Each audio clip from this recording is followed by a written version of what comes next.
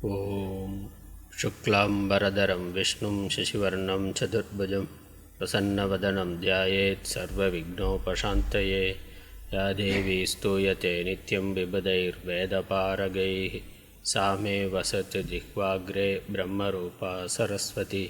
हृदये सर्वविद्यानां विषजे भवरोगिणां गुरवे सर्वलोकानां दक्षिणामूर्तये नमः। श्रीदक्षिणामूर्तिसुदेशिकेन्द्रं द्वैपायनं सूत्रकृतं मुनीन्द्रं श्रीशङ्करं भाष्यकृतं यतीन्द्रं मद्देशिकञ्चापि नमामि विद्यै। ॐ सहना भवतु सहनौ भुनक्तु सह वीर्यङ्करवावहै तेजस्विनावधीतमस्तु मा विद्विषावहै। ॐ शान्ति शान्ति शान्तिः। அகர முதல எழுத்தெல்லாம் ஆதிபகவன் முதற்றே உலகு.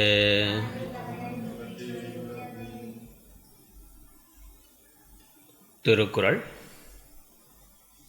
அறத்துப்பால்ல துறவரவியல்ல இரண்டாவது அதிகாரம், திருக்குறளில் 26வது அதிகாரம், புலால் மறுத்தல். இதற்கு முந்தைய அதிகாரம் துறவரவியல்ல முதல் அதிகாரம் அருள் உடைமை, அருள் உடையவராக இருத்தல். இல்வாழ்க்கையிலிருந்து துறவு வாழ்க்கைக்கு வருபவர் முதல்ல சம்பாதித்து கொள்ள வேண்டிய நற்குணம் அருள் உடைமை என்று சொல்லப்பட்டது. மற்ற எல்லா உடைமைகளையும், புற உடைமைகள் அனைத்தையும் துறந்து அருள் உடைமையை அகத்துள் வளர்த்து கொள்ள வேண்டும்.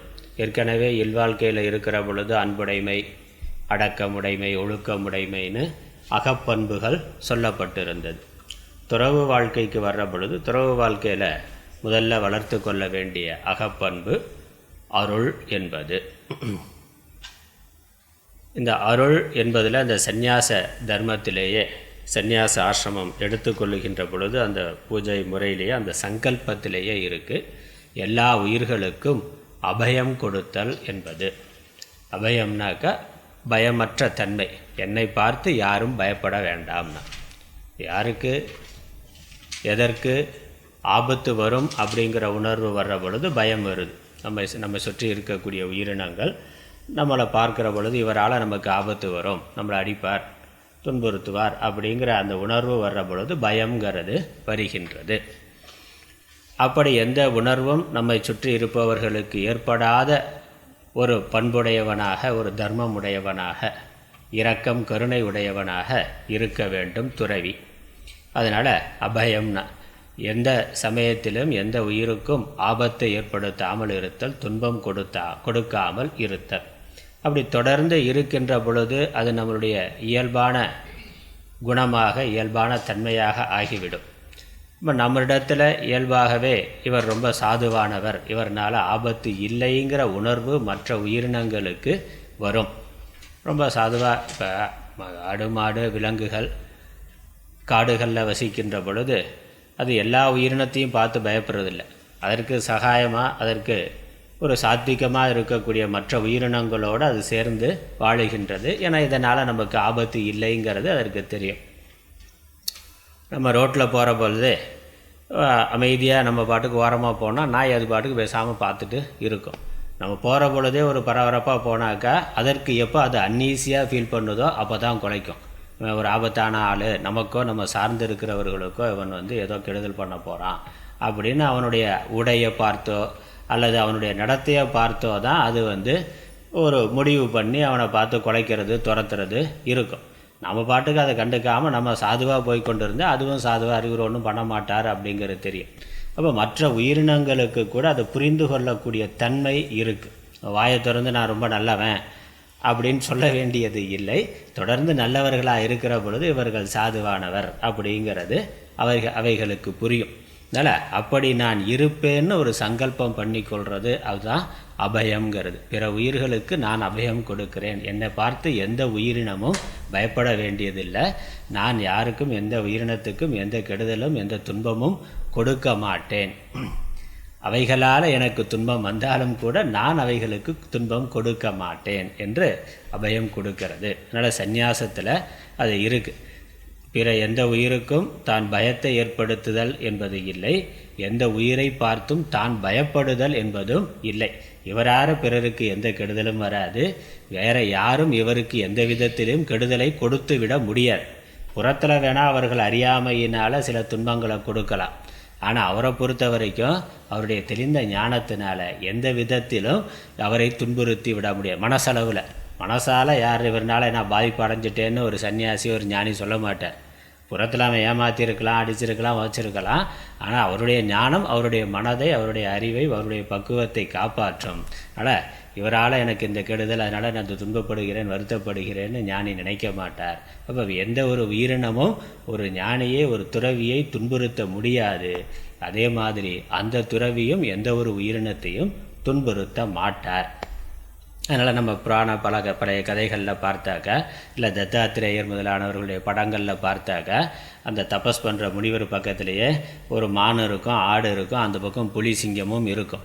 ஒன்றுக்கொன்று விரோதமான உயிரினங்கள் அந்த படத்திலேயே இருக்கிற மாதிரி போட்டிருப்பாங்க. அப்போ என்னது, அவருடைய சாதுத்தன்மையினால், அந்த சங்கத்தினால், அது பக்கத்தில் இருக்கிறதுனாலேயே அந்த உயிரினங்கள் கூட சாதுத்தன்மையை அடைந்து விடுகின்றன. ஒன்றுக்கொன்று விரோதம் பாராட்டுவது இல்லை. இப்போ ஏதோ உணவு அப்படிங்கிற தேவை இருக்கிற பொழுதும் வேட்டையாடி சாப்பிடுமே ஒழிய எப்பொழுதும் பயமுறுத்திக்கிட்டு இருக்கிறதுங்கிறது இல்லை. அதுதான் அது அருளுடைமை. அதனால் அப்படி அருள் உடையவர்களாக அருள் உடையவராக இருக்கின்ற ஒருவர் புலாலை உண்ணுதல், மாம்சம் உண்ணுதல் என்பது சாத்தியம் இல்லை. இல்லை மாற்றி சொன்னாக்கா, மாம்சம் உண்ணக்கூடிய ஒருவனால் அருள் உடையவனாக ஆக முடியாது. ஒருவன் ஆன்மீக வாழ்க்கையில் உயர்நிலைக்கு போகணும் அப்படின்னாக்க அவன் அருள் உடையவனாக ஆக வேண்டும். அதுதான் முதல் தகுதி. அந்த அருளுடைமைங்கிற அந்த தகுதியை அவன் அடையணும்னா முதல்ல இந்த நான்வெஜ் சாப்பிட்றத நிறுத்தணும்னா, மாம்சத்தை, புழு பூச்சி கண்ட உயிரினங்களை சாப்பிட்றத அவன் நிறுத்தணும். அது நிறுத்தலைன்னா அவன் அருள் உடையவனாக ஆக இயலாது. ஆகவே அருளுடைமையின் பிறகு அதற்கு அடுத்த அதிகாரமாக புலால் மறுத்தல் என்பதை வைத்திருக்கின்றார். அது எப்பொழுதுமே சாப்பிடாமல் இருக்கிறது நல்லது. அந்த உயிரினத்தை கொள்றதுனால வரக்கூடிய பாப்பம் வரும், அதையும் சொல்ல போகிறார்.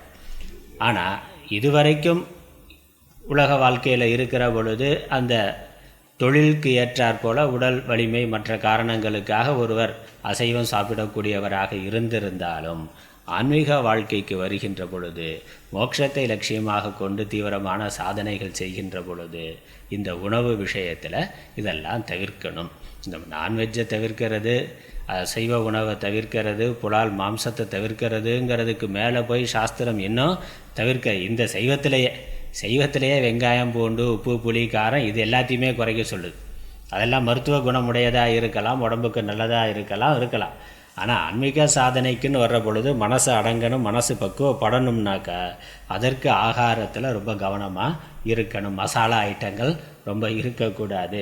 இந்த மசாலா ஐட்டங்கள் இல்லாமல் ஒரு மாம்ச உணவு இல்லை. மாம்ச உணவுனாலே அதில் அதிகமான மசாலா தானே, அதில் இருக்க மற்ற கெடுதல், அதில் இருக்க மற்ற அந்த துர்வாசனைகள் அதெல்லாம் சமன்படுத்துறதுக்கு, அதெல்லாம் போக்குறதுக்கு இதெல்லாம் போட்டாகணும். இந்த ஸ்பைசிஸ் எல்லாம் போட்டால் தான் அதோட வாசனை, கெட்ட வாசனை வராமல் இருக்கும்.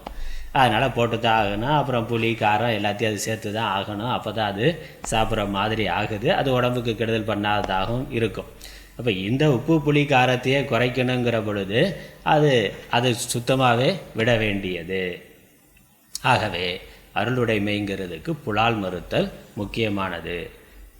கொலைப்பாவத்திற்கு காரணமாகவும் அதன் காரியமாகவும் ஒருமித்து இருப்பதனால் இந்த மாம்சம் சாப்பிட்றதுங்கிறது ஒரு கொலைக்கு காரணமாகவும் இருக்கிறது, கொலையின் காரியமாகவும் இருக்கிறது.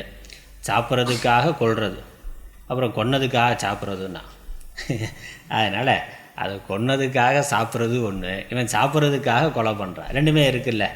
உணவு தேவை, அது காரணம், அதனுடைய காரியம் என்னது, அதனால் அது கொலை பண்ணுன்னா. அல்லது காட்டில் போய் என்னென்ன ஒரு வீரத்தை அந்த காலத்தில் ராஜாக்கெல்லாம் வேட்டையாட போனாருன்னா அந்த மாதிரி பொழுதுபோக்குக்காக காட்டுக்கு வேட்டையாட போனான். வேட்டையாடிட்டார். வேட்டையாடின அந்த மிருகத்தை அந்த உடம்பு என்ன பண்ணுறது? சாப்பிடுன்னா.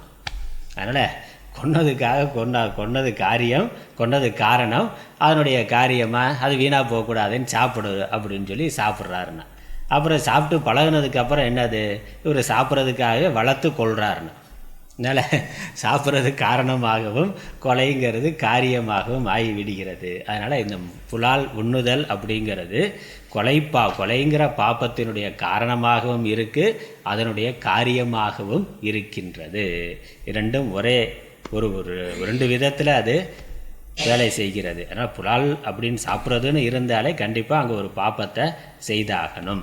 அப்படி இருக்கிறதுனால புலால் உண்ணுதல் விலக்கப்பட வேண்டியதாக இருக்கின்றது.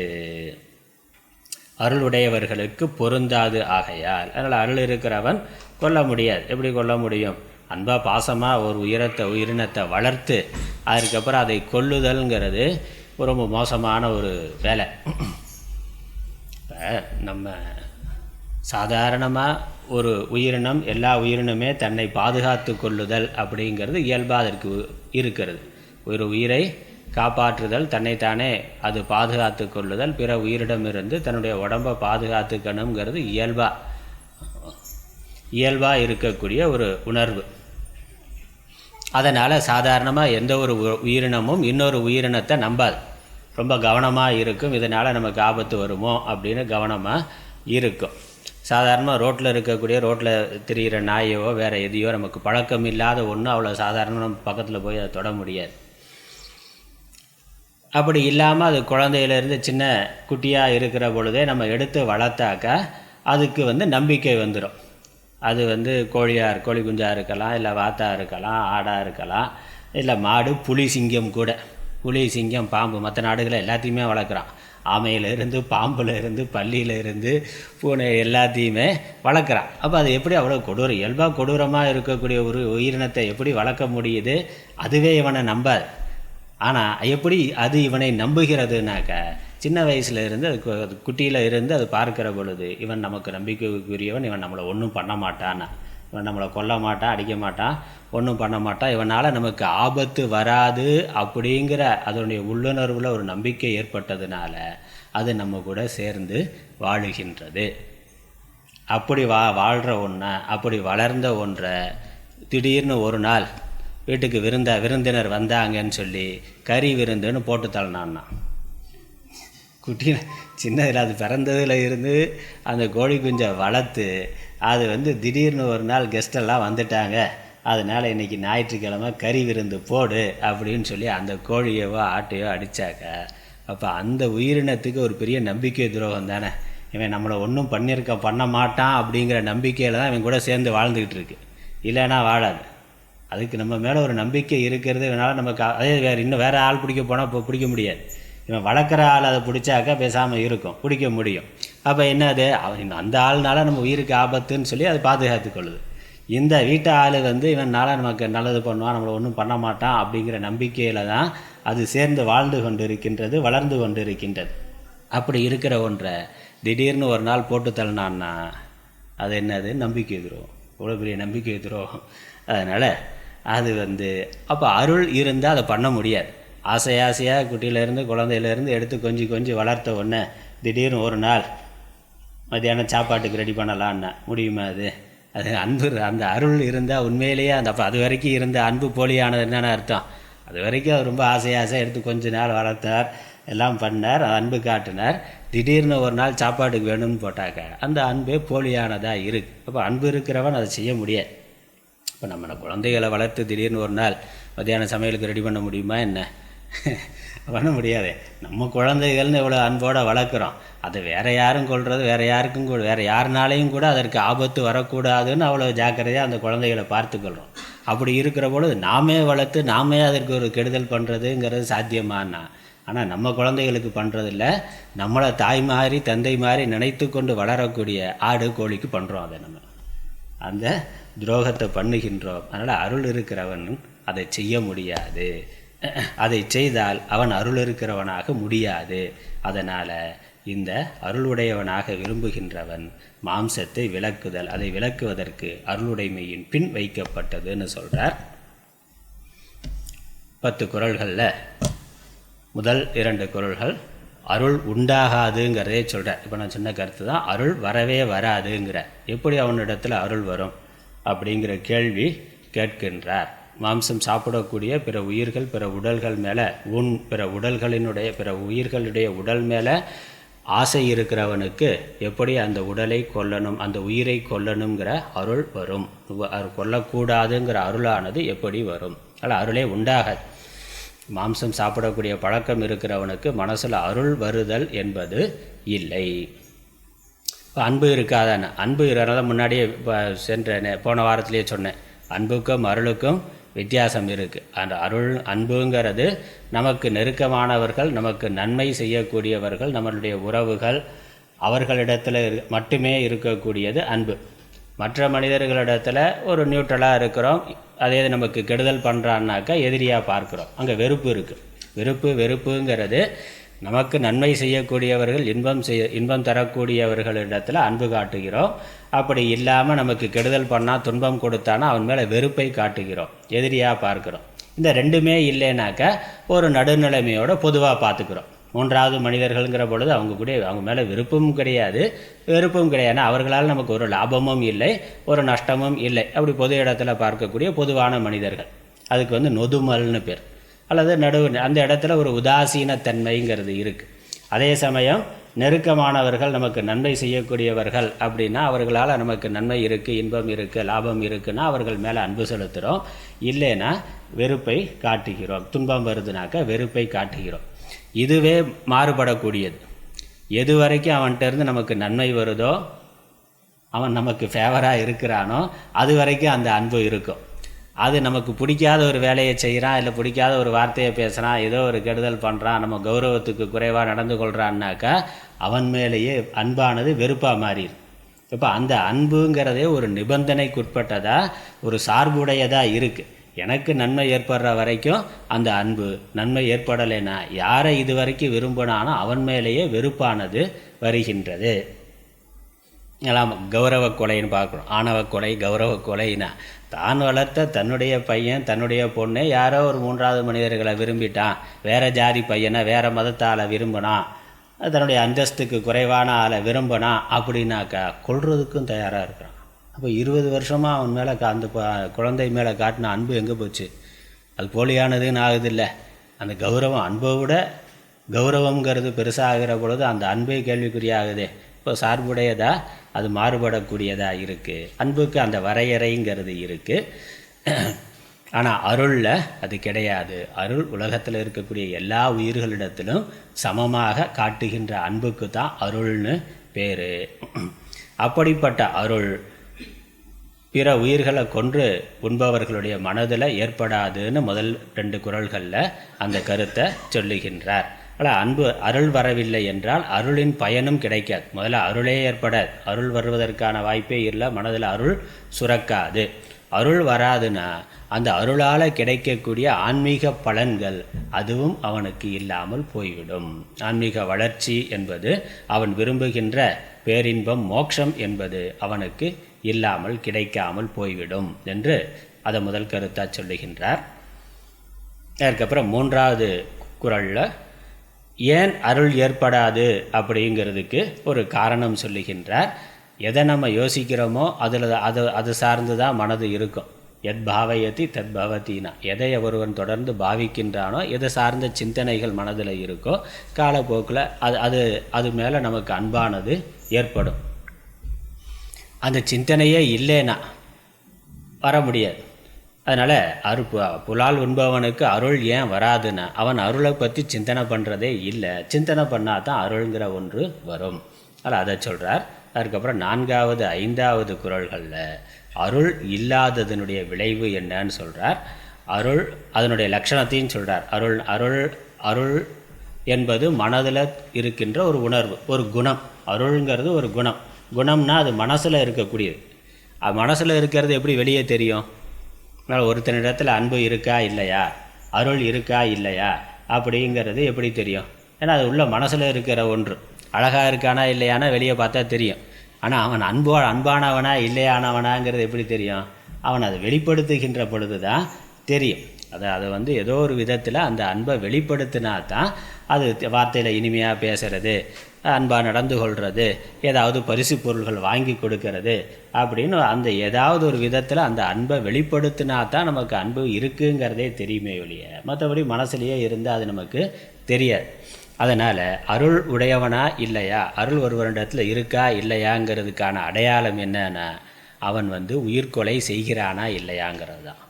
உயிர்கொலை செய்தான்னா அருள்ங்கிறது இல்லை, செய்யவில்லை என்றால் அருள் இருக்குது அப்படின்னு அதற்கு இலக்கணம் கொடுக்குறார். அப்புறம் உயிர்கொலை செய்கிறதுனால என்ன வருது, பாப்பம் வருதுங்கிறத சொல்கிறார். இப்போ இங்கே அடுத்த கருத்து வருது. ஒன்று துறவரவியலில் இந்த அருளுடைமை இருக்குது, அதற்கு அப்புறம் புலால் மறுத்தல் இருக்குன்னா நம்ம கேட்கலாம், துறவரவியலில் இருக்குன்னா அது துறவிக்கு தானே சொல்லியிருக்கு, இல்லறத்தில் இருக்கிறவங்களுக்கு அது இல்லற தர்மமாக இல்லையே. அறத்துப்பாலில் இருந்தாலும் இல்லற தர்மம்னு முதல்ல சொல்லிட்டேன். இங்கே துறவர தர்மம்னு துறவரவியல் துறவிகளுக்கான தர்மத்தை தான் சொல்கிறேன். துறவிகளுக்கான தர்மம் துறவியாக போயிட்டால் சாப்பிடாமல் இருக்கலாம், இல்லறத்தில் இருக்கிற பொழுது அதை சாப்பிட்டுக்கலாம், இல்லற தர்மத்தில் அது சொல்லப்படவில்லையே அப்படின்னு நம்ம கேட்கலாம். அதனால் அப்போ துறவு வாழ்க்கைக்கு ஞானம் மோட்சத்தை யார் அடைய விரும்புகிறார்களோ அவர்கள் பரிபூர்ணமாக சைவத்தை கடைபிடிக்கலாம். இல்லறத்தில் இருக்கிறவர்களுக்கு அந்த நியத்தி இல்லைன்னு எடுத்து கொள்ளலாமான இல்லை. அது துறவரவியலில் சொல்லி இருந்தாலும் அது இல்லறத்தில் இருக்கக்கூடியவர்களுக்கும் பொருந்தக்கூடியது தான். ஏன்னா உயிர்கொலைங்கிறது பாப்பத்தை தரத்தக்கது. யாருமே பாப்பத்தை விரும்புறதில்லை. சன்னியாசிக்கு மட்டும் பாப்பம் இல்லாமல் இருந்தால் போதுமான, இல்லறத்தில் இருக்கிறவனும் பாப்பம் வேணான்னு தான் நினைக்கிறான். இப்போ கொலைங்கிறது பாப்பம், ஒரு உயிரினத்தை கொல்றதுங்கிறது பாவம். அந்த பாப்பம் யார் செஞ்சாலும் வரத்தான் செய்யும். அந்த எதற்காக செய்கிறோங்கிற சில விதிவிலக்குகள் இருக்குது. அங்கே தான் இல்லற தர்மத்தில் கொஞ்சம் வேறுபாடு இருக்குது. இப்போ கொலை பண்ணலாம், எதுக்காக கொள்கிறோம் அப்படிங்கிறது இருக்குது. இப்போ இராணுவத்தில் இருக்கிறார், இராணுவ வீரர் இருக்கிறார், பக்கத்து நாட்டோட யுத்தம் வருது, சண்டை போடுறார், அங்கே மற்ற உயிரினத்தை கொல்றார். அப்போ என்ன ஆகும், அங்கே கொள்ளலாமா வேண்டாமான்னா, இல்லை ஒரு நீதிபதி இருக்கிறார், ஒரு குற்றவாளி, பெரிய குற்றவாளி, கொடுங்குற்றவாளி, அவனுக்கு மரண தண்டனை கொடுக்குறார். இப்போ மரண தண்டனை இவர் தானே கொடுக்குறார். அப்போ ஒரு கொலைங்கிற நடக்குது. மரண தண்டனை இவருக்கு விதிக்கிறேன்னு நீதிபதி விதிக்கிறார். அந்த மரண தண்டனையை நிறைவேற்றி வைக்கிறது ஒரு மனுஷன் தானே, இன்னொரு மனுஷன்தான் பண்ணுறான். அப்போ அவன் ஒரு கொலைங்கிறதான் பண்ணுறான். அந்த காலத்தில் பழைய ராஜா காலத்துலலாம் பார்த்தாக்கா என்னென்ன ஒரு பெரிய கட்டையில் படுக்க வச்சு பெரிய அருவாளில் தலையை வெட்டுனா. இப்போ நம்ம மரண தண்டனைன்னு வருதே அப்படியே எப்படி பண்ணுறாங்கங்கிறது ரொம்ப நவீனமாக பண்ணுறாங்க. அந்த காலத்தில் அப்படி இல்லை. அப்போ ஒரு ஆள் தான் பண்ணணும். அதை ஆடு வெட்டுற மாதிரி கோழி வெட்டுற மாதிரி மரண தண்டனை விதிக்கப்பட்டவனுக்கு ஒரு மனுஷன் தான் வெட்டுறான். அப்போ அவனுக்கு அந்த பாப்பம் வருமா? அது கொலை தானே. அவனுக்கு அந்த பாவம் வருமா? இல்லை அந்த மரண தண்டனை விதித்த ராஜாவுக்கு அந்த நீதிபதிக்கு அந்த பாப்பம் வருமா? இல்லை காவல்துறையில் இல்லை இராணுவத்தில் இருக்கக்கூடியவன் ஒரு படை வீரன் மற்ற படை எதிரியோட சண்டை போட்டு அவர்களை கொள்கிறார்கள், அங்கே பாப்பம் வருமானா? அதுவும் கொலை தான். ஆனால் அதனுடைய நோக்கம் தர்மம், மற்ற நல்லவர்களை காப்பாற்றணுங்கிற நோக்கம். அந்த ஒரு எதிரி நாட்டுனாலேயோ அல்லது ஒரு கெட்ட மனிதனால் மற்ற உயிரினங்களுக்கு மற்ற நல்லவர்களுக்கு ஆபத்து வருது, துன்பம் வருது அப்படிங்கிற ஒரு நல்ல நோக்கத்துக்காக அது செய்யப்படுறதுனால அந்த கொலை அது பாப்பம் அல்ல. அது புண்ணியமாக சாஸ்திரம் அது அவனுக்கு தர்மமாக சொல்லியிருக்கு. அதனால் அது ஒரு க்ஷத்திரியன் ஒரு ராஜா அதிலிருந்து அவர் தவறுனா தான் பாப்பம், அதை செய்யலைனா தான் பாவம். அங்கே இரக்கம் கருணை காட்டினானாக்கா தீவிரவாதி தானே, அவனும் ஜீவன் தானே, அவனுக்கும் பசி இருக்குமே.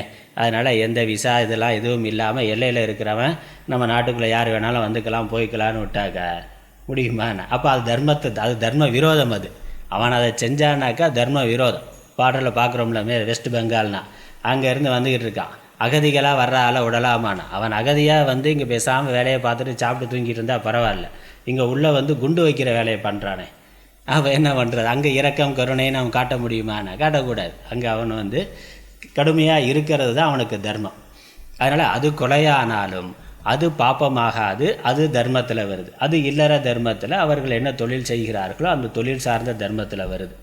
ஆனால் கொலை அப்படிங்கிற பொழுது இங்கே உணவுக்காக உண்பதற்காக கொள்ளுதல்னா அது எந்த தர்மத்தில் சொல்ல முடியும்? இது வந்து க்ஷத்ரிய தர்மம் பிராமண தர்மம்னு சொல்ல முடியுமா? என்ன உணவுக்காக கொள்வது? அப்படி ஒன்றும் இல்லையே. அது இல்லாமலே சாப்பிட்றதுக்கு எவ்வளவோ உணவுப் பொருள் நமக்கு கடவுள் இயற்கையாகவே கொடுத்துருக்கிறார். அதெல்லாம் அது எதுவுமே கிடைக்கலன்னா பரவாயில்ல, வேறு வழி இல்லை அப்படின்னா அது வேறு.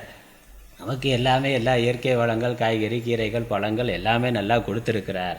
அது இருக்கிற பொழுது அதான் சொல்ல போகிறேன், பின்னாடி ஒவ்வொரு குறளையும் பார்க்க போகிறோம். தன்னூன் பெருக்கற்குன்னா தன்னுடைய உடம்பை வளர்த்து கொள்றதுக்காக இன்னொரு உடம்பை சாப்பிட்றது அப்படிங்கிறது எந்த விதத்தில் நியாயம்? அது என்ன மனசாட்சி? அங்கே எப்படி அருள் வரும்னு கேள்வி கேட்க போகிறேன். அதனால் உணவுக்காக கொள்ளுதல் என்பது பெரிய பாபம். மற்ற கொலையெல்லாம் அது தர்மத்துக்குள்ளே வர்றது, அதெல்லாம் விதிவிலக்கு, அதை இதோட சேர்க்கக்கூடாது. உண்பதற்காக கொள்ளுதல் என்பது பாபம். அதனால் இதை வந்து அருளின்மையினுடைய விளைவு பாப்பம்ங்கிறத சொல்கிறார். அது மட்டும் இல்லை, அதனுடைய விளைவு, அதனுடைய பயன் வந்து அந்த பாப்பத்தினால நரகலோகத்தில் பெர்மனண்ட் விசா வாங்கி இருப்பார்னா, நரகலோகத்தை விட்டு வெளியவே விட மாட்டார்னு சொல்கிறார். அந்த யமதர்மராஜா இவனை வெளியே போகிறதுக்கு விடவே மாட்டார். எந்த ஜாமீனும் கிடையாது, பெயில் எதுவுமே கிடையாது.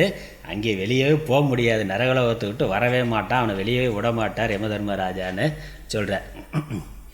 அதுக்கப்புறம் புலால் உண்பவர்களுக்கு பாப்பம் உண்டுங்கிறத 6, 7, 2 குறளில் தெளிவாக சொல்கிறார். ஏன்னா அதில் சில நியாயங்கள்லாம் சொல்கிற ஆள் இருக்காங்க.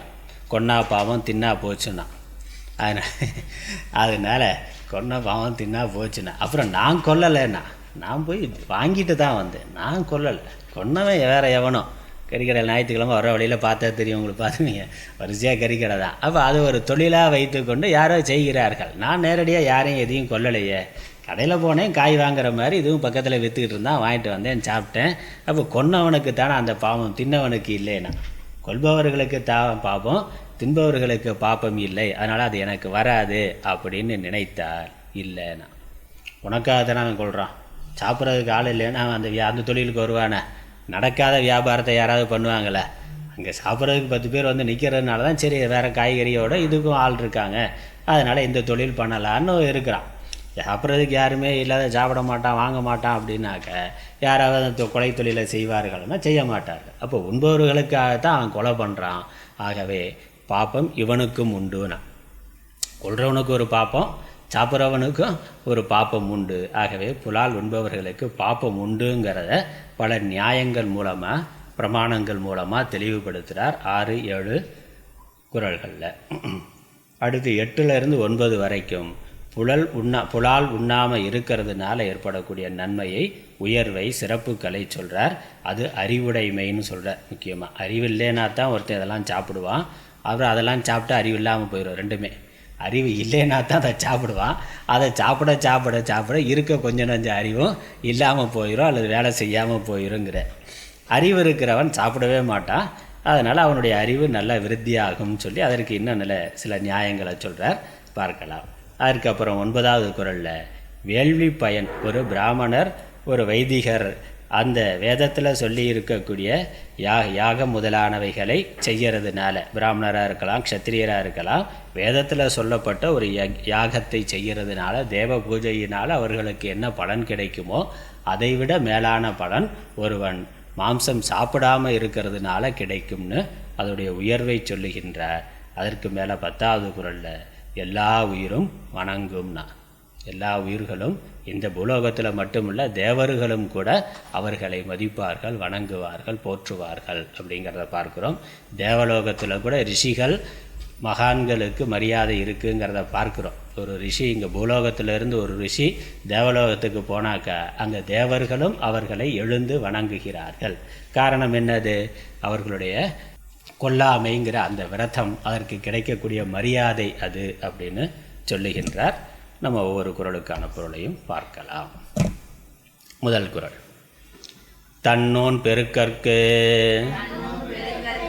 தான் பிரிதோன் உண்பான் எங்கனம் ஆளும் அருள். தன்னோன் பெருக்கற்கு தான் பிரிதோனுண்பான் எங்கனம் ஆளும் அருள். தெளிவாக தெரியுது. தன்னோன் பெருக்கற்கு, தன்னுடைய உடம்பை பெருக்கிக் கொள்வதற்கு. ஓன்கிறது உடம்பு, உடல். அதை பெருக்கிக் கொள்வதற்காக. இப்போ உள்ள ஒரு ஜீவன் இருக்கிறான், அந்த ஜீவன் ஒரு உடலை கொண்டவனாக இருக்கிறான், என்னுடைய இந்த உடம்பு வளரணும் அப்படிங்கிறதுக்காக என்ன பண்ணுறான், பிரிது உண்பான், இன்னொரு ஜீவனுடைய இன்னொரு உயிரினுடைய உடலை கொன்று இவன் உண்ணுகின்றான். அப்போ அந்த உடம்புக்குள்ளேயும் ஒரு ஜீவன் இருக்குது. என்னுடைய உடம்புக்குள்ளே நான் ஒரு ஜீவன் இருக்கிறான் மனித உடம்புக்குள்ளே. மற்ற பூனை, நாய், ஆடு, மாடு, கோழி அந்தந்த உடம்புக்குள்ளே ஒரு ஜீவன் இருக்கின்றது. அந்த ஜீவன் அதோட புண்ணிய பாப்பத்தினால அந்த உடலை எடுத்திருக்கு, தற்காலிகமாக அந்த உடலில் இருக்குது, அதை பயன்படுத்தி கொண்டு இருக்கு. நான் இப்போ இந்த உடம்பை எடுத்துக்கொண்டு இந்த உடம்பை மனித உடலில் இருந்து மனித உடலை இந்த ஜீவன் பயன்படுத்தி கொண்டு இருக்கிறான். அடுத்த பிறவியில் என்ன ஆகுன்னு தெரியாது. உள்ளே இருக்க ஜீவன் அடுத்த பிறவியில் வேறு ஏதோ ஒரு உடம்புக்கு போகலாம். இப்போ ஆடு, மாடு, கோழியாக இருக்கக்கூடிய அந்த உடம்பில் இருக்கக்கூடிய ஜீவன் அடுத்த பிறவியில் மனிதனாக வரலாம், வேறு உடம்புக்கு போகலாம். ஆனால் உடம்புங்கிறது வேறு, உள்ளே இருக்கக்கூடிய உயிர் ஜீவன்கிறது வேறு. அப்படி ஒரு மனித உடலில் இருக்கக்கூடிய ஒருவன் பிற உயிரினுடைய ஒரு உடலை கொன்று தின்னுதல் என்பது, அப்படி தின்னான்னா அவனுக்கு அருள் என்பது எப்படி வரும்? அவனுக்கு எப்படி அருள்ங்கிறது, அவனுடைய மனதில் உயிர்களிடத்தில் இரக்கம், கருணை, அன்பு, அருள்ங்கிறது அவனுடைய மனசில் எப்படி வரும் அப்படின்னு கேள்வி கேட்குறேன். அப்படின்னா அர்த்தம் வராதுன்னு அர்த்தம். அப்படி வருவதற்கான வாய்ப்பு இல்லை. அவன் அருளுடையவனாக இருப்பதற்கான வாய்ப்பு இல்லை. ஏன்னா அது பிறருடைய சொத்தை அபகரிக்கிற மாதிரி. பிறருடைய பொருளை திருட்டுனா என்னது? பிறருடைய உடைமை. அது வீடாக இருக்கலாம், இல்லை வேறு பைக்காக இருக்கலாம், இல்லை பேனா பென்சிலாக இருக்கலாம். நமக்கு இன்னொருத்தருடைய பொருளை அபகரிக்கிறதுங்கிறது எப்படி ஒரு திருட்டோ, இது மட்டும் திருட்டு இல்லை, இன்னும் பல விதங்களில் திருட முடியும். ஒருத்தருடைய உழைப்பை திருடுறதுன்னு இருக்குது. வேலையை வாங்கிட்டு சம்பளம் கொடுக்காமல் இருந்தால் என்னது? அவனுடைய உழைப்பை திருடுறதா ஆகுது. இல்லை பிறருடைய நேரத்தை திருட முடியும். வெறுமனே உட்கார வச்சு அவன் சும்மா உட்காந்து இருக்கான்னா போய் 2 மணி நேரம் உட்கார வச்சுட்டு அப்புறம் போயிட்டு அப்புறம் வாங்கண்ணா, அது வந்த உடனே சொல்லணும்ல. இப்போ அவனுடைய ஏதோ உதவி கேட்டு வந்திருக்கிறான்னா இல்லை இருக்குன்னு சொல்லி அனுப்பணும். உட்காருங்க பார்க்கலான்னு சொல்லி 2 மணி நேரத்துக்கு அப்புறம் இல்லை நாளைக்கு வாங்கன்னா இல்லைன்னு சொல்கிறதோ அப்போ அவனுடைய நேரத்தை திருடுறதா ஆகுது. இல்லை வெறுமனே உட்காந்து ஒரு 2 மணி நேரம் வெட்டி கதை பேசினாலும் அடுத்த ஆளுடைய நேரத்தை திருடுறதா ஆகுது. அப்போ பிறருடைய உடைமையை திருடுறதுங்கிறது வெறும் பொருள்கள் மட்டும் இல்லை, அவருடைய உழைப்பை திருட முடியும், அறிவை திருட முடியும், உடைமைகளை இந்த நேரத்தை திருட முடியும். இன்னும் இந்த மாம்சம் சாப்பிட்றதுல என்னதுன்னா அவனுடைய உடம்பையே திருடுறதாகுது. அந்த ஜீவனுடைய உடம்பையே நமக்கு வேணும் அப்படிங்கிறதுக்காக, நம்ம சுயலாபத்துக்காக அவன்கிட்ட இருக்க ஒரு 1000 ரூபா பணத்தை பிடுங்குற மாதிரி, அது பிடுங்கினாலும் பரவாயில்ல, அது திரும்ப சம்பாரிச்சுக்குவான். அவனுடைய உடம்பையே எடுத்துக்கொள்ளுதல், ஆடு, கோழி, அதனுடைய உடம்பையே நான் திருடி, அது புண்ணிய பாவத்தை அனுபவிக்கிறதுக்காக அதை வச்சு கொண்டு இருக்கு, அதை அனுபவித்து கொண்டு இருக்கு. அதை அந்த உடம்பையே இவன் திருடி இவன் சாப்பிட்டான்னா எதுக்கு? இவன் உடம்பு வளர்றதுக்காக, இந்த உடம்பு வளர்வதற்காக. அதனால் பயனில்லாத உடலை வளர்த்தலை பயனின்று நினைத்து, தன்னுடைய இந்த உடம்பே நிரந்தரமாக அவனுக்கு இருக்க போகிறது கிடையாது. இதுவே டெம்பரவரியாக ஒரு வாங்கிட்டு வந்த ஒன்று தான். அது எப்போ போய் சேருங்கிறது தெரியாது. இன்றைக்கா நாளைக்கா அடுத்த வாரமாக அடுத்த மாதமாங்கிறது தெரியாது. எப்போ வேணாலும் போய் சேரலாம். அப்படி நிலை இல்லாத இந்த உடம்பை வளர்க்குறதுக்காக இன்னொருத்தனுடைய உடம்பை திருடி அதை சாப்பிட்டாக்கா அது அறிவில்லாத கொடியவன். அதுதான். அதனால் அவனுக்கு விவேகம் இல்லை. இந்த ஜீவன் எதற்காக இந்த பிறவி எடுத்திருக்குங்கிறதை அறியாதவனாக இருக்கிறான். வெறும் உடம்பை வளர்த்து கொள்வதற்காக இல்லை, உயிரை வளர்த்து கொள்வதற்காக மனதை பக்குவப்படுத்தி கொண்டு ஜீவத்துவத்திலிருந்து தெய்வத்துவத்தை, ஈஸ்வரத்துவத்தை அடைவதற்காக ஜீவனுக்கு உடல் கொடுக்கப்பட்டிருக்கு. அதை அறியாமல் இந்த உடம்பையே நான் கருதி உடம்பை வளர்க்கிறதையே வாழ்க்கையாக கொண்டிருக்கிறவன் அறிவில்லாதவன். எதற்காக பிறந்திருக்கிறோமோ அதை பற்றிய விவேகத்தை அவன் அடையவில்லை. இங்கே இருந்து புண்ணியத்தை பண்ணணும், புண்ணியத்தை பண்ணலைனாலும் பாப்பத்தை பண்ணாமல் இருக்கணும். அதனால் அறிவில்லாத கொடியவன் என்பது கருத்து. அதனால் அவனிடத்தில் அருள்ங்கிறது வராது. அவன் ஒரு ஆன்மீகவாதியாக இருக்க முடியாது.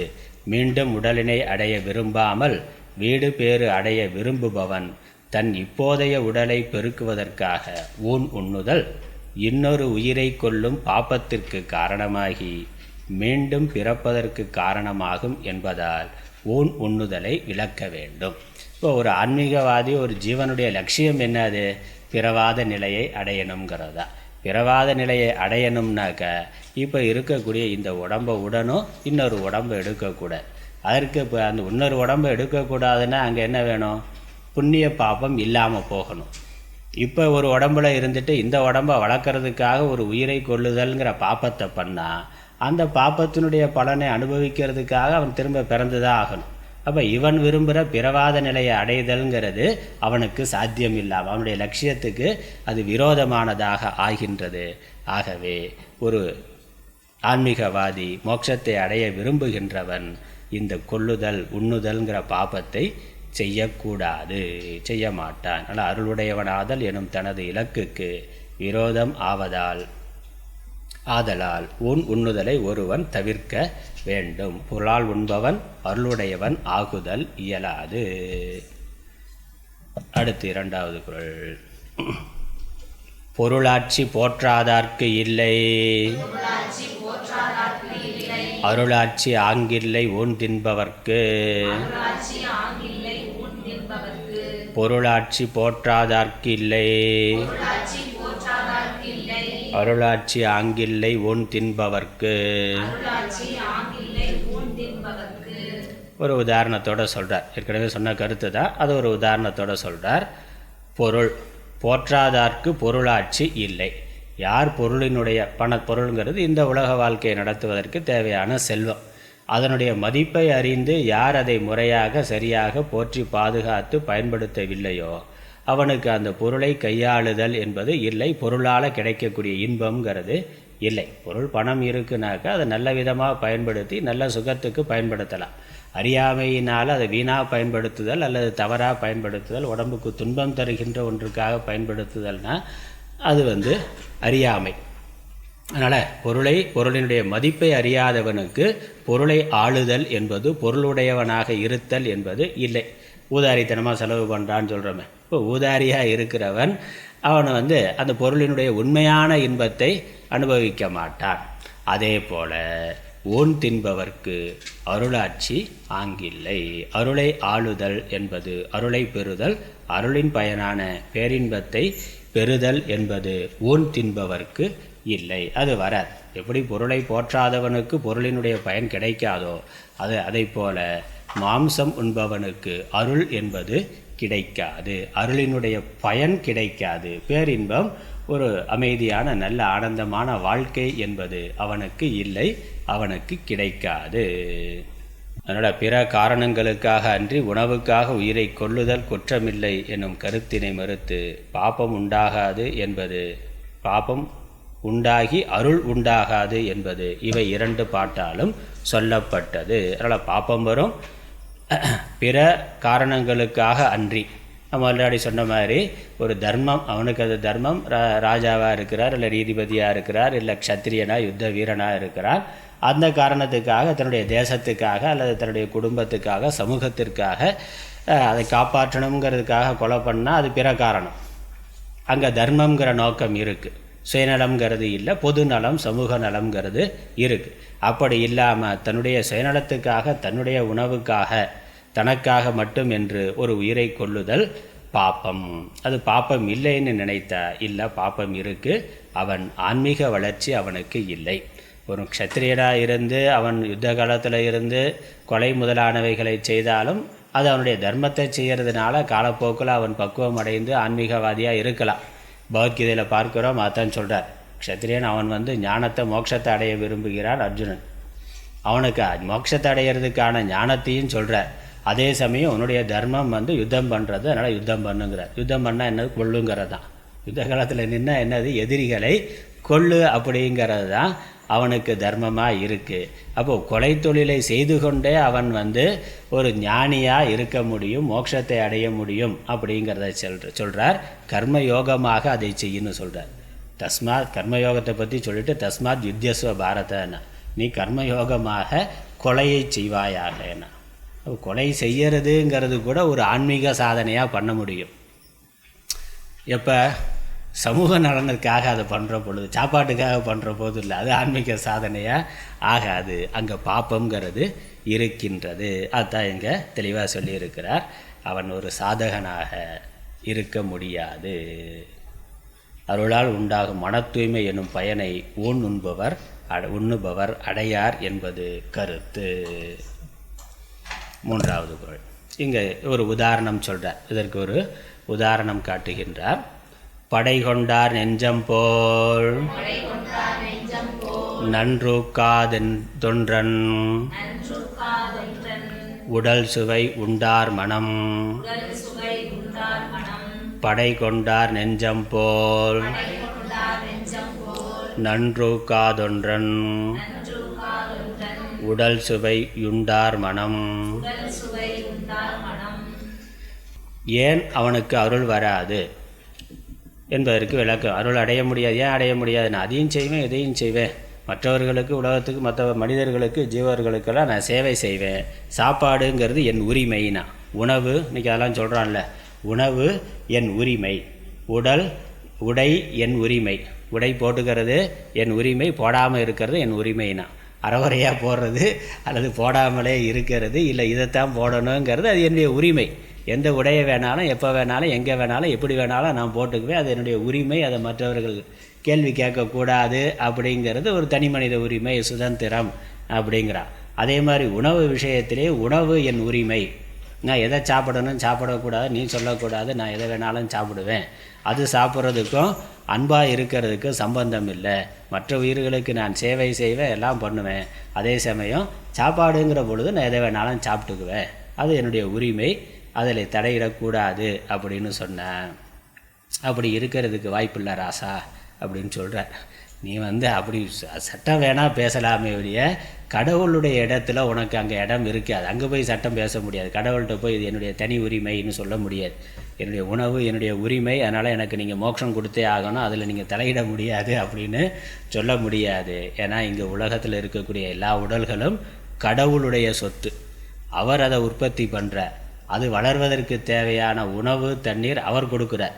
ஒவ்வொரு உயிரினமும் வளர்வதற்கு எதை சாப்பிடணும் எதை சாப்பிடக்கூடாது அப்படிங்கிற அதை கடவுள் தீர்மானம் பண்ணியிருக்கிறார், அதை கொடுத்துருக்கிறார். அதனால் ஆடு மாடு அது சைவமாக இருக்குது, புலி சிங்கம்லாம் அசைவமாக இருக்குது, அது மட்டும் சாப்பிடலாம், நான் ஏன் சாப்பிடக்கூடாதுன்னா?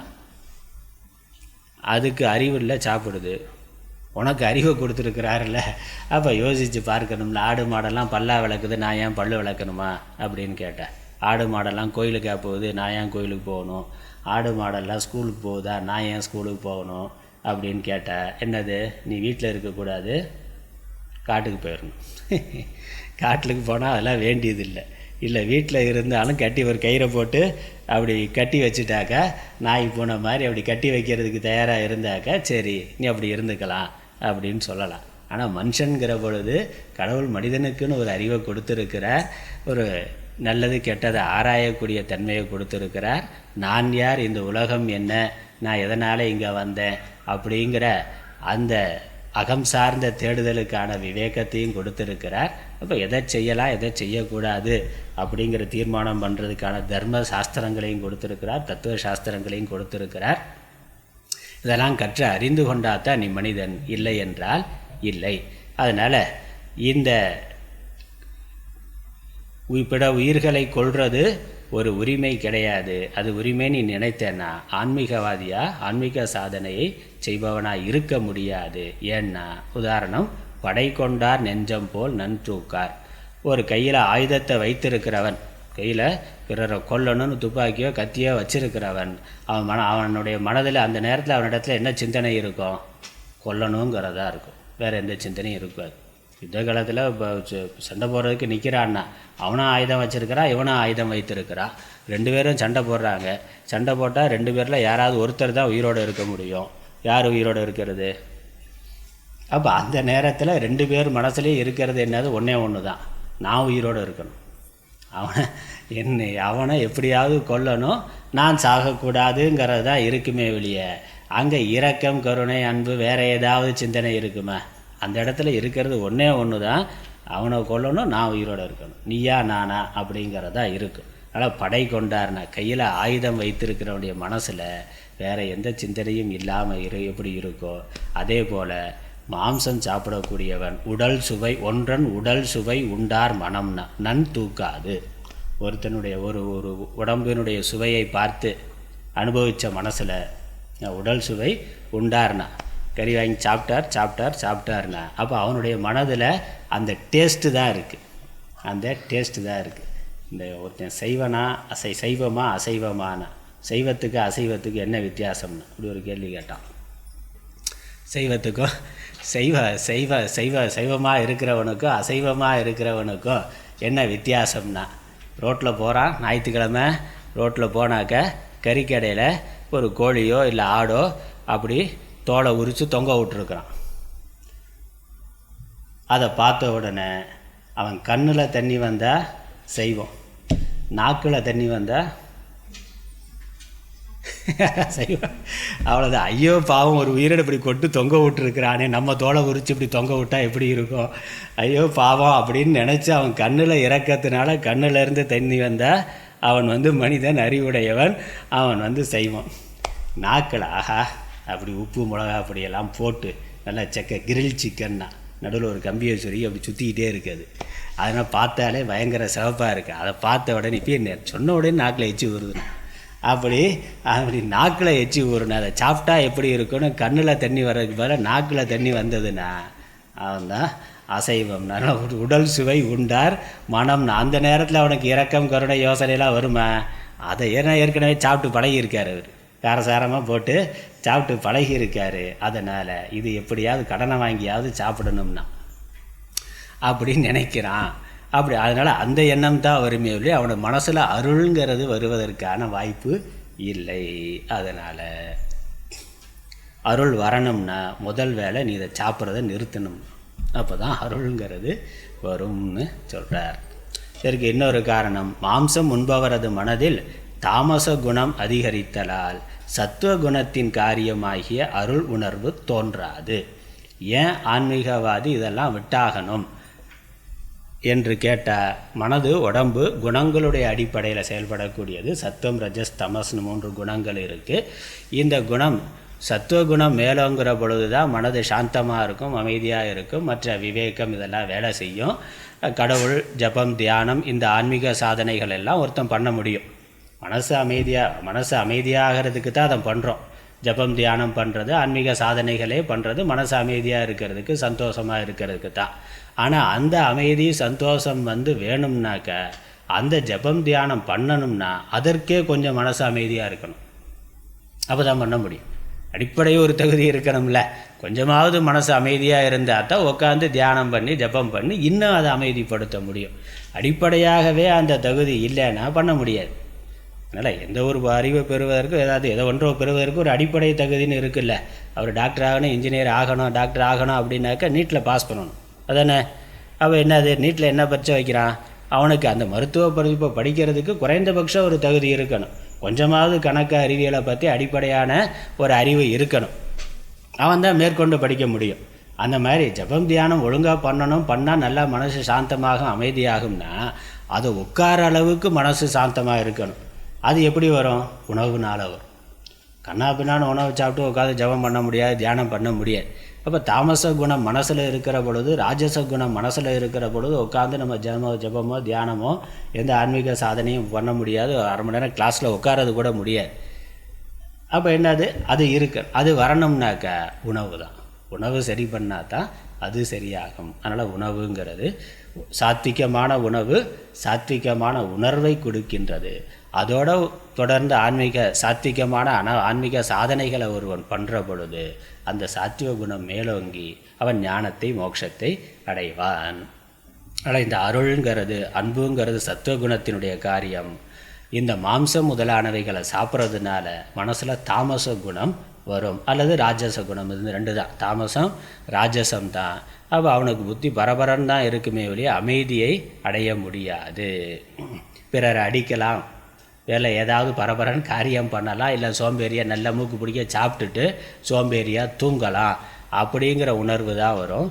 ஜபம் தியானம் பண்ண முடியாது. பார்க்குறோம், சாத்விகமாக உணவு இருக்கக்கூடிய இயற்கையிலேயே ஆடு மாடு இல்லை நாய் பூனை கொஞ்சம் சாத்விகமாக, நாய் கொஞ்சம் அதெல்லாம் சாப்பிடுது. ஆனால் அதுலேயும் சாத்விகமான உணவு தொடர்ந்து சாப்பிட்டு பழகக்கூடிய உயிரினங்கள் சாத்விகமாக இருக்குது. யானை பார்க்குறோம், அவ்வளோ பெரிய உடம்போடு இருக்குது. யானை சைவமாக அசைவமாக இருக்கா? குதிரை சைவமாக இருக்கா அசைவமாக இருக்கா? சைவமாக தானே இருக்குது. காளை ஆடு மாடு காளை சைவமாக தான் இருக்குது. அசைவமாக கண்டபத்தை சாப்பிட்டா தான் உடம்புக்கு பலம் வரும்னு நினைக்கிறான். அது ஒரு தப்பான புரிந்து கொள்ளுதல் இருக்குது. நல்லா வலிமையாக இருக்கணும்னாக்கா இதெல்லாம் சாப்பிட்ணும், அதில் அந்த புரோட்டீன் இருக்குது, இது இருக்குது, அது இருக்குது, அதெல்லாம் சாப்பிட்டா தான் வலிமையாக இருக்கும்னா. அப்போ யானை எப்படி வலிமையாக இருக்குது? யானை நல்ல வலிமையோடு இருக்குது, குதிரை வலிமையோடு இருக்குது, காளை வலிமையோடு இருக்குது, ஆனால் சாதுவாக இருக்குது. உடல் வலிமைங்கிறது வேறு, சாதுத்துவ குணத்தோடு இருக்கிறது வேறு. மற்ற புலி சிங்கம் அதுவும் வலிமையாக இருக்குது, ஆனால் குணம் சாது குணமாக இல்லை, கொடூரமானதாக இருக்குது பார்க்குறோம். அப்போ உணவு தான் அந்த மனசு சார்ந்த ஒரு அமைதியை, ஒரு சாந்தமான குணத்தை உணவு தரத்தக்கது. அப்போ சாத்விகமான உணவு இருந்தால் தான் அது முடியும். ஆகவே சத்துவ குணத்தை வளர்த்து கொள்வதற்கு ஒருவன் சாத்விகமான உணவு எடுக்கணும். மாம்சம் முதலான உணவு தாமச குணத்தை கொடுக்குங்கிறதுனால அவன் சிந்தனை பண்ணவே முடியாது, அருளை பற்றி சிந்தனை பண்ணவே முடியாது. சிந்தனை பண்ண முடியாதுன்னா அவன் அருளை அடைதல் என்பதும் இயலாது. அடுத்து 4வது குறள் லட்சணம் சொல்கிறார். எது அருள், எது அருள் அல்லதுன்னா. ஏன்னா மனசில் அருள் இருக்கா இல்லையாங்கிறது எப்படி தெரியும்? அது உள்ள உணர்வு, அது குணம், அது செயலில் வெளிப்பாட்டில் தான் நம்ம பார்த்து தெரிந்து கொள்ள முடியும். ஆகவே அதற்கு காரியத்தை வைத்துக்கொண்டு இலக்கணம் கொடுக்கிறார். 4வது பாடல். அருள் அல்லது யாதெனின் கொல்லாமை கோரல், பொருள் அல்லது அவ்வூன் திணல். அருள் அல்லது யாதெனின் கொல்லாமை கோரல், பொருள் அல்லது அவ்வூன் திணல். இல்லை, அருள் அல்லதுங்கிறத பிரித்து கொள்ளணும். அருள் யாதெனின் கொல்லாமை, அல்லது யாதெனின் கோரல். கோரல்னா கொல்லுதல்னு அர்த்தம். கோரல்னா கொல்லுதல். கோரல் பெரிய வள்ளினாரா. கோரல் அப்படின்னா கொல்லுதல். அருள் யாதெனின் கொல்லாமை. அருள்னா என்னன்னா எந்த உயிரினத்தையும் கொல்லாமல் இருக்கிறது அது. அப்புறம் அல்லதுனாக்க அருள் இல்லாத தன்மை. அருள் இல்லாத தன்மை அதுக்கு அது என்னென்னா கோரல், கொல்லுதல். ஒரு உயிரினத்தை கொல்லுதல் அருள் இல்லாமை ஆகும். எந்த உயிரினத்தையும் கொல்லாமல் இருத்தல் அருள் ஆகும். அப்புறம் அவ்வூன் திணல், அப்படி கொன்ற உடம்பினுடைய மாம்சத்தை தின்னுதல் என்பது பொருள் அல்லது, பொருள் இல்லை. பொருள்னாக்கா இங்கே புருஷார்த்தம், அது மேலான மோட்ச பலனை தராது, அறம் அல்லாததாகும். அது தர்மம். இங்கே பொருளுங்கிறதுக்கு தர்மம்னு அர்த்தம் எடுத்துக்கொள்ளணும். அவ்வூன் திணல், கொன்ற அந்த உடலை தின்னுதல் அறம் அல்ல, அது தர்மம் அல்ல. தர்மம் அல்லனா அது புண்ணியமான ஒரு காரியம் அல்ல, அது நன்மையை செய்யாது, ஒரு ஜீவனுக்கு புண்ணியத்தை தராது. அதனுடைய விளைவாக அவன் பாப்பத்தை துன்பத்தையே அடைவான். பாப்பம் வரும், கொலையினால் பாப்பம் வரும், பாப்பம் வந்தால் பாப்பத்தினால துன்பம் வரும். அதனால் அது புண்ணியம் அல்ல. ஆகவே அதை ஒருவன் தவிர்க்க வேண்டும். இன்னொரு விதமாக அர்த்தம் சொல்லணும். அருள் அல்லது யாதெனின் கொல்லாமை கோரல் அப்படின்னு ஒரே இதாக எடுத்துக்கொள்ளலாம். அப்படியும் சில உரையாசிரியர்கள் அர்த்தம் கொடுக்கிறார்கள். கொல்லாமை கோரல்னா கொல்லாமைங்கிறத கொன்று விடுதல், கொல்லாமைங்கிற விரதத்தை விட்டு விடுதல்னா, கொல்லாமைங்கிற விரதத்தை விட்டு விடுதல் அருள் அல்லது ஆகும். அருள் இல்லாமை ஆகும். அதனால் பாப்பம் வரும். 5வது பாடல். உண்ணாமை உள்ளது உயிர்நிலை, ஊனுண்ண அண்ணாத்தல் செய்யாதளரு. உண்ணாமை உள்ளது உயிர்நிலை, ஊனுண்ண அண்ணாத்தல் செய்யாதளரு.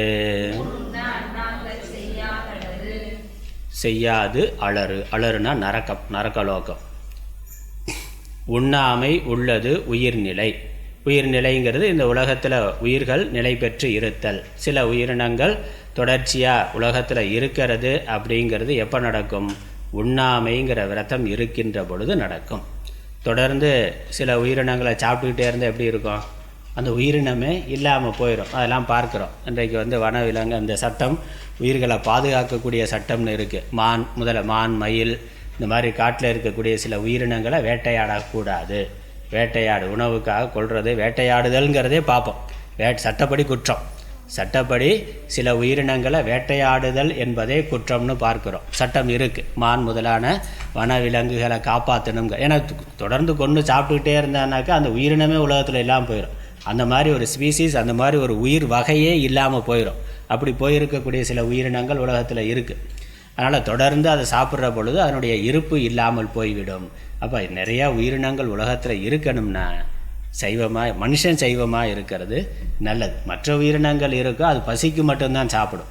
இப்போ புலியோ சிங்கமோ அது ஒரு விதத்தில் கொடூரமாக இருந்தாலும் அதுக்கு எப்போ பசி இருக்கோ அப்போ தான் வேட்டையாடும்.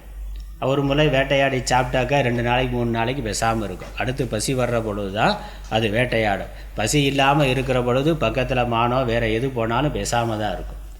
பசிச்சு இதுக்கு தேவை இருந்தால் மட்டும்தான் வேட்டையாடி சாப்பிடும். மனுஷன் மாதிரி அதை நினச்ச போதெல்லாம் கொன்று ஃப்ரிட்ஜில் வச்சு சாப்பிடாது. அப்படி சாப்பிட்றது இல்லை. அது 2 நாளைக்கு 3 நாளைக்கு ஒரு தடவை தான் எப்போ பசிக்குதோ அப்போ தான் சாப்பிடும். மனுஷன் தான் டைம் டேபிள் போட்டுட்டு பசி இருக்கோ இல்லையோ ஒரு நாளைக்கு 3 வேளை 4 வேளை அந்த நேரமாச்சா சாப்பிடணும்னு சொல்லி நேரம் பார்த்து சாப்பிட்ற ஆள் மனுஷன். மற்ற எல்லா உயிரினங்களும் பசி இருந்தால் சாப்பிடும், இல்லைன்னா சாப்பிடாது. ஒரு தடவை வேட்டையாடி சாப்பிட்டாக்கா அடுத்து 2 நாள் 3 நாளைக்கு கூட அது பாட்டுக்கும் பேசாமல் தூங்கிட்டு இருக்கும். அதனால் மனிதன்தான் இந்த உயிர்களை கொல்றதில் மிக மோசமான மிருகம். எப்போ வேணாலும் வேட்டையாடுவான், எப்போ வேணாலும் சாப்பிடுவான், எதை வேணாலும் சாப்பிடுவான்னா மற்ற உயிரினங்களுக்கே உலகத்தில் இடம் இல்லாமல் போய்விடுகிறது. ஆகவே உயிர்நிலை உண்ணாமை உள்ளதுன்னா இந்த உலகத்தில் சில உயிர்கள் சில உடல்கள் இருக்கிறது. மனுஷன் உண்ணாமைங்கிறத விரதத்தை கடைபிடிச்சா தான் இருக்கும். ஒன்று.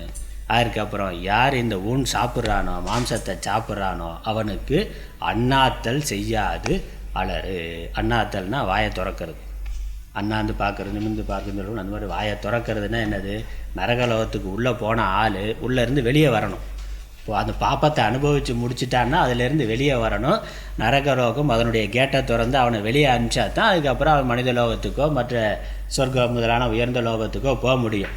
இந்த மாம்சம் சாப்பிட்ட ஆள் உள்ளே போனான்னா அவனை வெளியே விடுறதுக்காக வாயவே திறக்காதுன்னா நரகலோகத்தோட கேட்டு ஓப்பனே ஆகாது அப்படிங்கிறார்.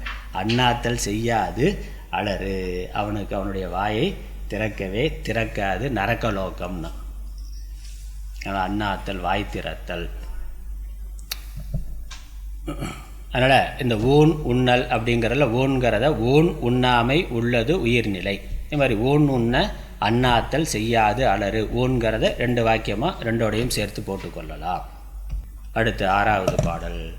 திணல் பொருட்டால் கொள்ளாது உலகெனின்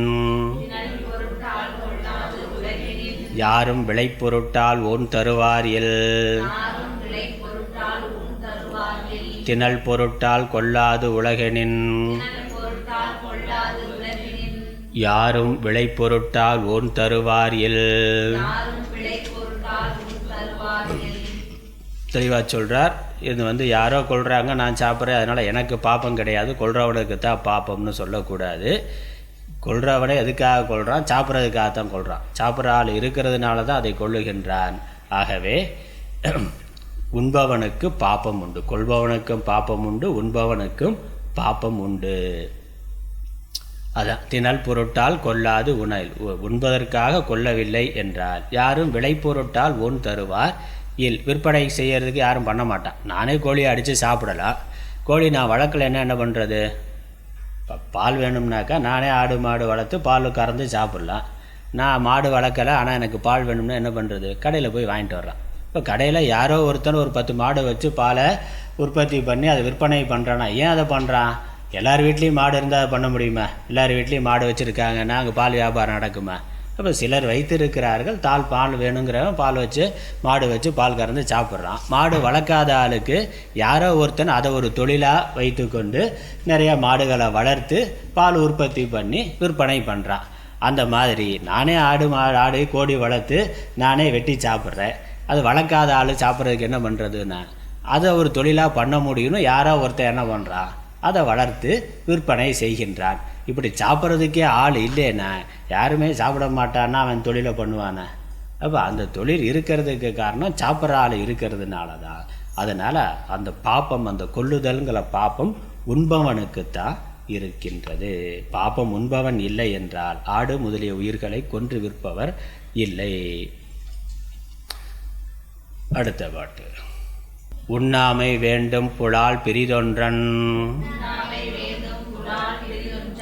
புன்னதுணர்வார் பெறின். உண்ணாமை வேண்டும் புலால் பிரிதொன்றன் புன்னதுணர்வார் பெறின்.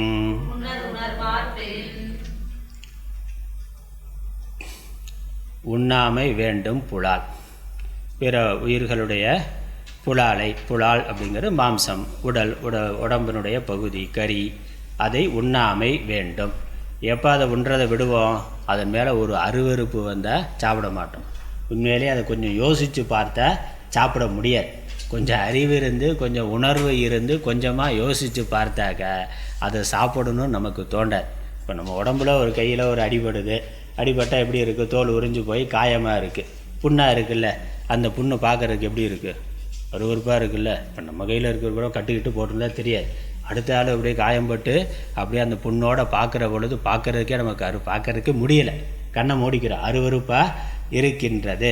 அப்போ அது மேக்கப் எல்லாம் தோலெல்லாம் போட்டு மூடி இருந்தால் தான் அது பார்க்க முடியும். உள்ளே இருக்க தோல் பிரிஞ்சு போயிட்டாக்க உள்ளே இருக்க அது மாம்சம், அந்த கறி சிவப்பாக தெரிகிறது அப்படிங்கிற பார்க்குற பொழுது ஒரு பக்கம் பயமாக இருக்குது, அருவருப்பாக இருக்குது. அதே தானே ஆடு கோழியை தோலை உரிச்சிட்டா என்னது, அது புண்ணு தானே. உடம்புல தோல் உறிஞ்சு போனால் அது ஒரு புண்ணு தான். அதை பார்க்குறதுக்கே அருவருப்பாக இருக்குன்னா, அப்போ ஆடு கோழியோட அந்த மாம்சம் அது புண்ணு தானே, அது தோலை உரித்து வச்சுருக்கிறான், அது செக்கச்சவேர்னு பார்த்தாக்கா பயங்கரமாக இருக்குது, அது புண்ணு தானே. அப்போ அது இன்னொரு உடம்போட புண்ணு. நம்ம உடம்புல ஒரு புண்ணு வந்தால் அது நமக்கே பார்க்குறதுக்கு பயமாக இருக்குன்னா, இன்னொரு உடம்போட புண்ணு அது புண்ணுன்னு நினச்சா நம்ம அதை சாப்பிட முடியுமா? ஏதோ புழு பூச்சி அது வேணால் சாப்பிடலாம், அதுக்கு வேறு வழி கிடையாது, வேறு தலையெழுத்து அது சாப்பிடலாம். நம்ம அதை போய் அது புண்ணு அப்படிங்கிற உணர்வோடு அப்போ அது புண்ணுங்கிறத புரிஞ்சுக்கிட்டால் நம்மளால் சாப்பிட முடியுமா? முடியாததான் சொல்கிறது. பிரிதொன்றன் புண்ணது உணர்வார் பெறின். அது இன்னொரு உடம்போட புண்ணுன்னு பார்த்தேன்னா உன்னால் சாப்பிடவே முடியாது. அப்போ அந்த உணர்வு, அந்த அறிவு இருந்தால் யோசித்து பார்த்தா அதுதான், வேறு ஒன்றும் இல்லை. அதனால் யுக்தி சொல்கிறார். இதனால் யுக்தியினாலும் மாம்சம் உண்ணுதல் எளிந்தது என்பது கூறப்பட்டது. கொஞ்சம் யோசித்து பார்த்தா அது ஒரு புண்ணுனா, ஒரு புண்ணு தான், ஒரு உடம்போட புண். அதை சாப்பிட்றதுங்கிறது உணர்ச்சி ரீதியாகவே முடியாது, உணர்வு ரீதியாக முடியாது. அந்த உணர்வெல்லாம் இல்லாமல் போயிடுது, தொடர்ந்து சாப்பிட்டுட்டே இருந்தாங்க. நாக்குக்கு முக்கியத்துவம் கொடுக்குற பொழுது இந்த உணர்வு இல்லாமல் போயிடுது. இன்னும் சில மனநோய் உள்ளவர்கள் என்ன பண்ணுறான்னா, மனுஷனையே வெட்டி சாப்பிட்ற ஆள் இருக்கிறான். மனுஷனையே வெட்டி ஃப்ரிட்ஜில் வச்சு மெதுவாக அப்பப்போ எடுத்து சாப்பிட்ற ஆள் இருக்கிறான். அப்போ அதை ஒரு மனநோயாக பார்க்குறோம், ஏன்னா எந்த ஒரு உயிரினமும் அதை பண்ணுறதில்லை. வேறு ஒரு உயிரினத்தை வேட்டையாடுமே ஒழிய தன்னினத்தையே வேட்டையாடி சாப்பிட்றதுங்கிறது இல்லை. அப்போ மற்ற உயிரினங்கள் அதை பண்ணுறது இல்லை. யாரோ சில மனநோய் உள்ளவர்கள் அப்படி தன்னுடைய மனிதனையே இன்னொரு சக மனிதனையே வெட்டி சாப்பிட்றதுன்னு இருக்குது. எப்படியா இருந்தாலும் அது மனிதன்கிறத விட அது மாம்சம்தான். அது மனுஷனாக வெட்டினா என்ன, ஆடை வெட்டினா என்ன, கோழியை வெட்டினா என்ன, அது புண்ணு தான். இப்போ இது எப்படி ஒரு மனநோயோ அதே மாதிரி இந்த ஆடு கோழி உடம்பை வெட்டி சாப்பிட்றதோ அது ஒரு மனநோய் தான், அவ்வளோதான். இது அங்கீகரிக்கப்பட்ட மனநோயாக இருக்குது, அது அங்கீகரிக்கப்படாத மனநோயாக இருக்குது, ரெண்டும் ஒன்று தான். அதனால் அது அறிவுடையமை கிடையாதுங்கிற. அடுத்த பாடல். செயிரின் தலைப்பிரிந்த காட்சியார் உண்ணார் உயிரின் தலைப்பிரிந்த ஓன். செயிரின் தலைப்பிரிந்த காட்சியார் உண்ணார் உயிரின் தலைப்பிரிந்த ஓன். இங்கே இன்னும் கொஞ்சம் மேலே போய் சொல்கிறேன். அது ஊன் மட்டும் இல்லைப்பா, அது பொணம்னா. அது உயிரை விட்டு உடம்பை விட்டு உயிர் போயிட்டா பொணம் தானே. பொணத்தை சாப்பிட முடியுமா? அது மற்ற உயிரினம் வேறு ஏதாவது வேணால் சாப்பிடலாம். மனுஷன் பணத்தை சாப்பிட்டா தலையில் உடம்பை விட்டு தலையை பிரிச்சுட்டா என்னது, அது பணம் தானே. அப்புறம் உடம்பு மனுஷன் சொல்ல முடியுமா? ஒரு உடம்புல இருந்து ஏதோ விபத்தில் தலை தனியாக போயிடுச்சு, கை கால் தனியாக போயிட்டா அப்போ என்ன சொல்கிறோம்? வெறும் டெட் பாடி தான், அவ்வளோதான், உடல் தான். அது பிணம்தான். உடம்புல உயிர் இல்லை அப்படின்னாக்கா அது வெறும் பிணம்தான். அந்த மாதிரி இந்த கறிக்கடையில் இருக்கக்கூடிய கோழி ஆடு தலை தனியாக போச்சு, வெறும் உடம்பு மட்டும்தான் இருக்குது. அப்போ அது செத்த பிணம். அதை வந்து சாப்பிட முடியுமா? முடியாது. அதனால் செய்யிரின்னா மயக்கம் அறியாமை நீங்கிய காட்சியை உடையவர், தெளிந்த அறிவை உடையவர் உண்ணார். நல்ல விவேகம் இருக்கிறவன் இதெல்லாம் யோசித்து பார்க்குறவன் சாப்பிட மாட்டான். எதை? உயிரின் தலை பிரிந்த ஒரு உயிர் பிரிந்த உடலை, பிணமான உடலை சாப்பிட மாட்டான். இப்போ இப்படி யோசிக்கணும். நம்ம வந்து உயிரோடு இருக்கிறோம். நம்ம உயிர் வளரணும்னா என்ன சாப்பிட்ணும்? உயிர் வளரணும்னா நல்ல உயிரோடு நல்லா இருக்கணும், ஆரோக்கியமாக நல்லா இருக்கணும்னா உயிருள்ள ஒன்றை தான் சாப்பிடணும். செத்ததை சாப்பிடக்கூடாது. செத்தது எது? ஆடு மாடு கோழி எல்லாம் செத்தது. உயிரோட சாப்பிட்றியா சாகடிச்சு சாப்பிட்றியா? அது உயிர் போனதுக்கப்புறம் தானே ஆடு மாடு கோழியை சாப்பிட்றோம். அப்போ இறந்ததுக்கப்புறம் அது வந்து செத்ததை சாப்பிட்டு எப்படி உயிர் வளரும்? உயிர் வளரணும். நம்ம உடம்புல இருக்க உயிர் வளரணும்னா செத்த ஒன்றை பிணத்தை சாப்பிட்டேன்னா உயிர் வளராது. உயிர் வளரணும்னா உயிருள்ள ஒன்றை தான் சாப்பிட்ணும். உயிருள்ள ஒன்றது எது? காய்கறி, கீரை, பழம், அதெல்லாம் உயிருள்ள ஒன்று. ரைட்டா? அதை சாப்பிட்லாம். ஒரு பழத்தை வச்சேன்னா கொஞ்ச நாள் அப்படியே அது நல்லா அப்படியே காஞ்சு போய் அதிலேருந்து முளை வர ஆரம்பிக்கும், இன்னொரு செடி வரும், மரம் வரும். ரைட்டா? அப்போ அது உயிருள்ள ஒன்று அதானே. அரிசி பருப்பு அதை வச்சேன்னாக்கா அதிலேருந்து இன்னொரு உயிர் வரும். ஒரு உடம்போட ஒரு 1/4 கிலோ கறி எடுத்து வச்சா இன்னொரு அதிலேருந்து கறி வருமா? வராது. ஒரு கையை காலை வெட்டி வச்சா ஆட்டுக்கால் சூப்புனா காலை மட்டும் வச்சேன்னா அதுலேருந்து ஒரு ஆடு முளைச்சி வருமா? வராது. ஆனால் ஒரு அரிசியோ பருப்போ கீரையோ பழங்களோ காய்கறியோ அதை வச்சேன்னா அதிலேருந்து இன்னொரு செடியை உற்பத்தி பண்ண முடியும். அப்போ என்னது? அது உயிர் உள்ளது. அதான் உயிர் உள்ளது. நம்ம உயிர் வளரணும்னா உயிருள்ள அந்த உயிர் சாப்பிட்டா தான் உயிர் வளரும். செத்ததை சாப்பிட்டா உயிர் வளர. நாம் என்ன நினைக்கிறோம்? ஆடு மாடெல்லாம் உயிர் உள்ளது, அதை சாப்பிட்டு உயிரை வளர்க்கலான்னு. அதை உயிரை நம்ம சாப்பிட்றோம்ல, செத்ததுக்கப்புறம் பிணத்தை தான் சாப்பிட்றோம். உண்மையிலேயே உயிர் உள்ளது காய்கறி, கீரைகள், பழங்கள் தான். அதனால் அதெல்லாம் வேணான்னு சொல்கிறான். காய் சாப்பிட மாட்டேன், கீரை சாப்பிட மாட்டேன், பழம் சாப்பிட மாட்டேன், இதெல்லாம் பிடிக்காது அப்படின்னு சொன்னேன். பிணத்தை சாப்பிட்றோம்னு அர்த்தம். இதெல்லாம் பிடிக்காது, எனக்கு அது மட்டும்தான் வேணும்னாக்க பிணத்தை சாப்பிடுகிறோம். அதனால் உயிருள்ளதை சாப்பிடணும், உயிர் இல்லாததை சாப்பிடக்கூடாது. எது உயிருள்ளது? கீரைகள், காய்கறி, பழங்கள். உயிரில்லாதது எது? செத்த பிணம் எது? ஆடு மாடு கோழி என்னெல்லாம் கறி ஐட்டங்கள் இருக்கோ அது எல்லாமே. 9வது குறள். இன்னொரு இதோடைய வைதிகமான ஒரு நன்மை சொல்கிறார். இதனுடைய சிறப்புகளை சொல்ல வர்றார். அவிசொரிந்து 1000 வேட்டலின் ஒன்றன் உயிர் செகுத்து உண்ணாமை நன்று. அவிசொரிந்து 1000 வேட்டலின் ஒன்றன் உயிர் செகுத்து உண்ணாமை நன்று. மிகுந்த புண்ணியம் தரத்தக்குதுங்கிறார். கொள்வது பாப்பத்தை தரத்தக்குது, நரகலோகத்திலிருந்து அவன் வெளியவே வர முடியாதுன்னு சொன்னார். இங்கே என்ன சொல்கிறார்? நீ உயிரை கொல்லாமல் இருந்தேன்னாக்கா அதனால் மிகுந்த புண்ணியம் வரும். அது எவ்வளவு புண்ணியம்னா ஒரு 1000 யாகம் பண்ணுறதை விட புண்ணியம்னா 1000 வேட்டலினா பல எண்ணற்ற யாகங்கள் பூஜைகள் பண்ணுறதை விட ஆன்மீக சாதனைகளை பண்ணுறதை விட இந்த அசைவம் சாப்பிடாமல் இருக்கிறது மிகுந்த புண்ணியத்தை தரத்தக்கதுங்கிறார். நெருப்பில் நெய் முதலிய ஆகுதிகளை கொடுத்து, அதனால் அவிஸ்ங்கிறது ஹவிஸ், அக்னியில் கொடுக்கக்கூடிய நெய் முதலான ஆகுதிக்கு அவின்னு பேர். சொரிந்து அதை ஊற்றி 1000 வேட்டலின் 1000 வேள்விகளை செய்கிறத விட ஒன்றன் உயிர் செகுத்து ஒரு உயிரினுடைய ஒரு உடலை கொன்று உண்ணாமை நன்று, சாப்பிடாமல் இருக்கிறது நல்லது. அதனால் அந்த வேள்வி செய்யறலாம் அதுக்கு அதை நிந்தா பண்ணுறாருன்னு அர்த்தம் இல்லை. அது சிறப்பானது, அதை விட இது சிறப்பானதுன்னா. வேள்வி பண்ணுறது சிறப்பானது, அதை விட சிறப்பானது. இதெல்லாம் சாப்பிடாமல் இருந்தாலே மிகுந்த புண்ணியம். இவன் என்ன பண்ணுறான்? அதுக்கு மேலே அவன் பூஜை பண்ணுறதுன்னா நேராக அங்கே மாரியம்மன் கோயிலுக்கே, மாரியம்மன் காளியம்மன் கோயில், அங்கே கோயிலே போய் அங்கேயே வந்து ஆடு மாடை பலி கொடுத்து அதை சாப்பிட்றேன்னு சாப்பிட்றான். அது நல்லது இல்லை. அடுத்து 10வது குறள் முடிச்சிடலாம். கொல்லான் புலாலை மறுத்தானை